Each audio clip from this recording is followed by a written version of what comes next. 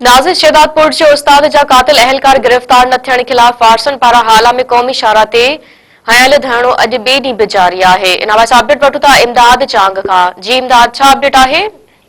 जी बिल्कुल उन वक्त मौजूद आहियां क़ौमी शाहरा हाला बाईपास ते, जिते मास्टर अज़ीज़ जकरे जा जेके हुर्सा गुज़िरियल 15 कलाकनि खां जेको आहे सो एहतिजाज ते वेठा आहिनि।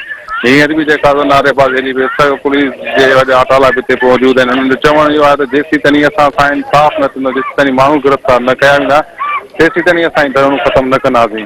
ऐं तव्हांखे इहो ॿुधाईंदो हलां त हिते पुलिस जी भारी नफ़री मौजूदु आहे ऐं ॿिए तरफ़ जेका घणेई गाॾियूं जेके बीह वियूं आहिनि, हज़ारे मुसाफ़िर जेके गुज़िरियल 15 कलाकनि खां परेशान आहिनि।